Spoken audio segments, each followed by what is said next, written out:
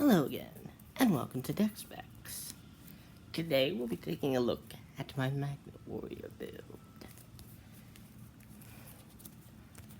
So, 3 Alpha the Electromagnet Warrior, 3 Beta the Electromagnetic Warrior,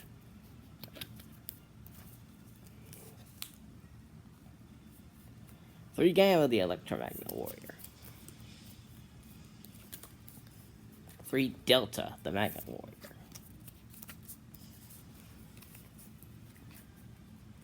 3 Berserkion the Electromagnet Warrior,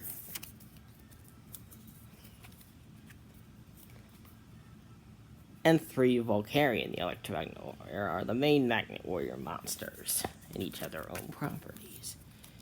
Beta can fetch Alpha on summon will fetch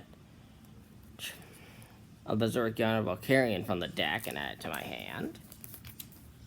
Beta can search out any of the others.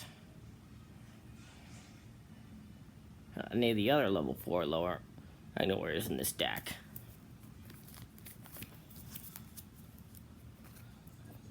Gamma's literally like the marauding captain or Goblinberg for the archetype. I know I said that a lot. For anyone, so. Delta, on the other hand, his effect is similar to Foolish, is like a Foolish Burial for the archetype. And yes, I guess you could consider Beta to be the Rhoda of the archetype.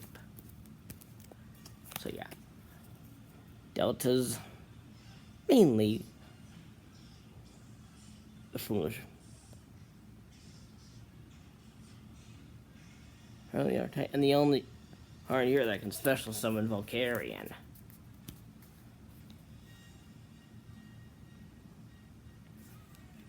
Or Berserkion can, unlike Volcarion, can summon its materials upon destruction, bringing another Berserkion, and their effect will still go off. And I mean, I'd have to change it perfectly.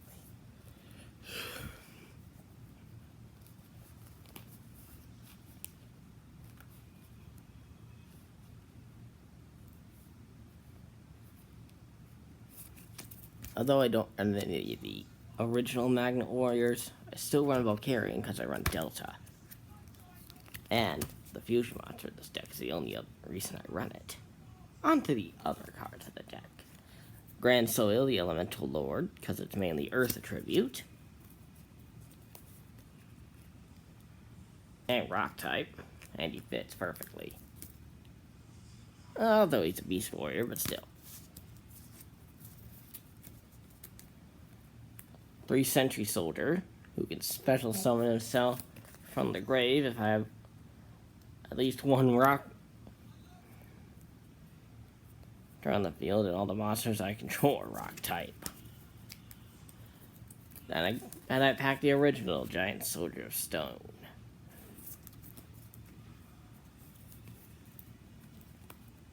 Next, the spell cards. Yes, the Giant Soldiers run at 3. Every card except for Grand Soils run at 3. So you got 3 Poly. Again for the fusion summons. The field spell, Magnetic Field, also at 3.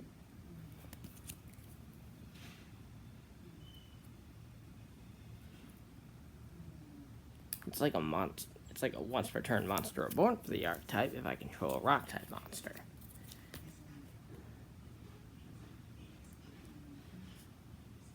The moon. It's like a dust tornado upon battle position change. Works wonders.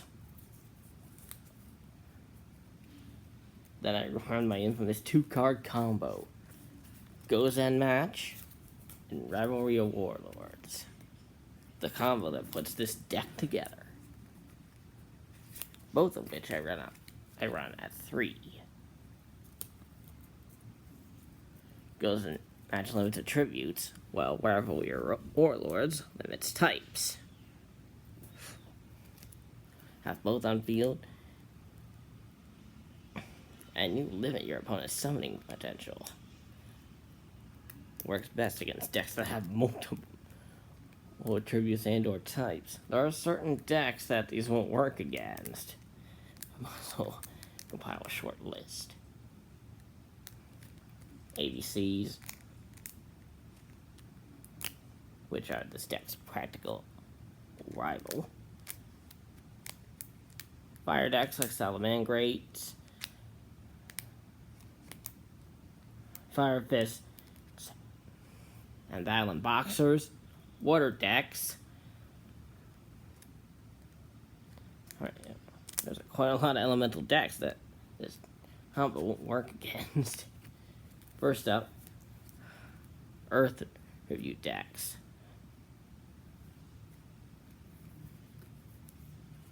Such as Magnet Warriors, Goki, etc. Fire decks, sort of like Nefez, Salamangreat, Fire Fist, Island Boxer, even Fire Kings.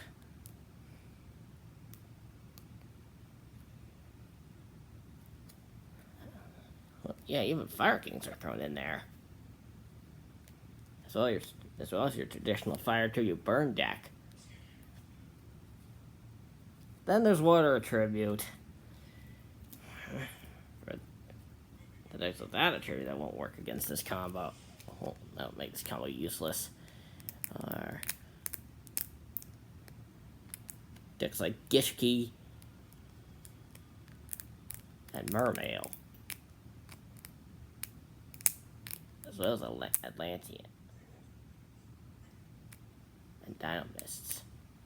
Oh, another fire deck that won't neutralize this combo is Ignites.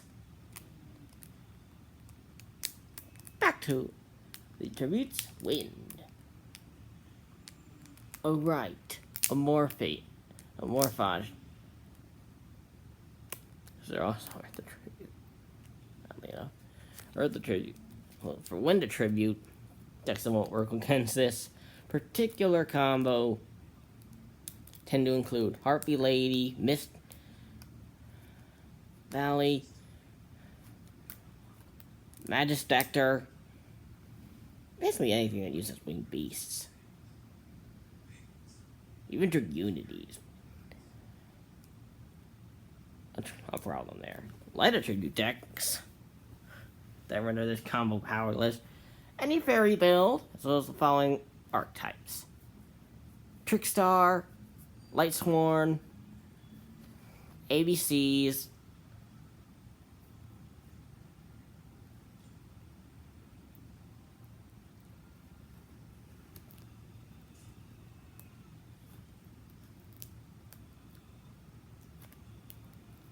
Agents, Arcana Force,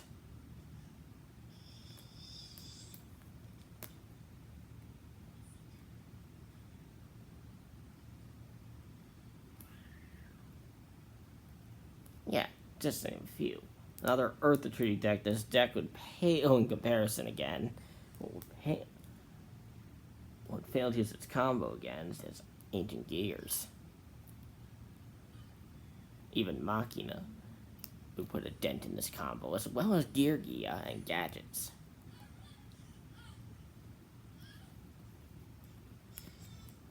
Finally, Dark Attribute. Quite obvious ones. Destiny Hero, Dark World, Danger Dark Worlds, all those Dark Attribute FTK decks, the decks that run Dark Armed Dragon, for Pete's sake.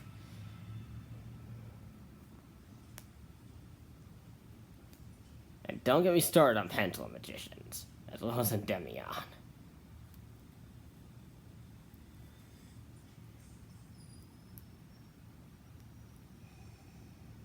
So, just to make it frank, any deck that uses a variety of types and attributes is easy pickings for this combo.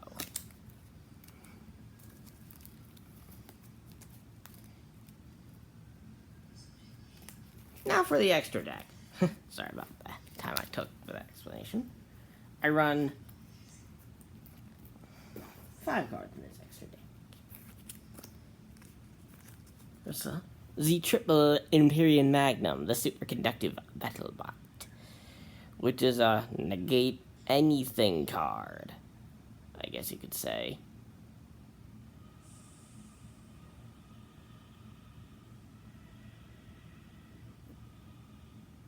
It's a once per turn, and it can summon its fusion materials on destruction. Nifty for getting powerful cards out.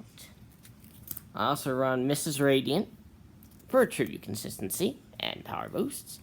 And to keep the rock type going, finish with a strong arm. Just in case I run out of Berserkions.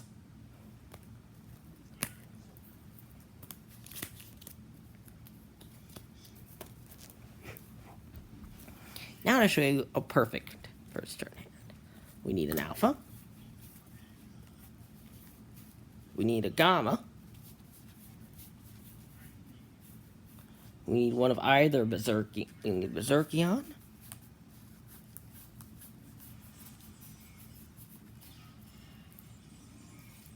We need a polymerization. And finally, I guess we could sell for magnetic field.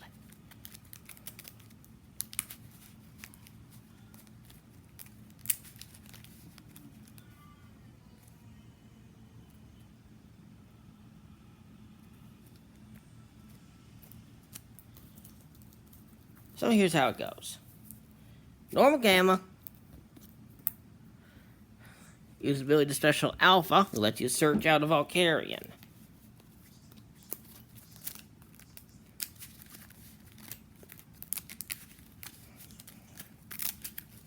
Just making sure this deck's a little more shuffled. Next, link up from Mrs. Radiant to give you some extra link arrows. Then, go for the magnetic field.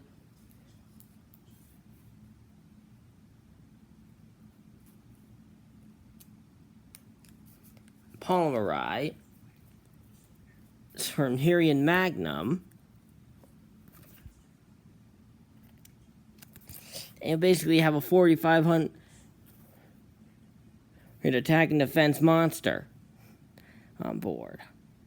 And if anything threatens your field, you got the perfect negation.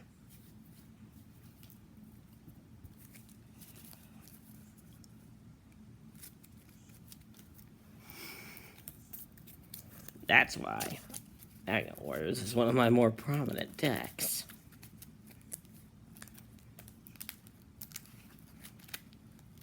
When Goki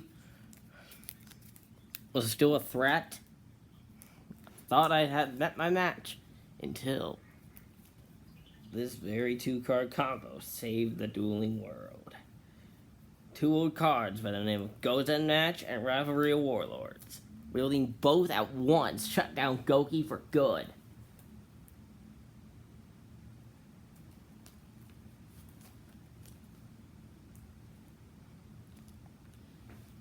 So,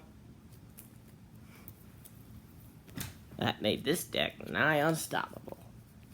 Of course, it's still rivaled by ABCs,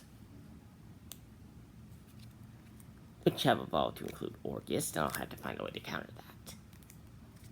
So anywho, I'll catch you next time on Dex Deck.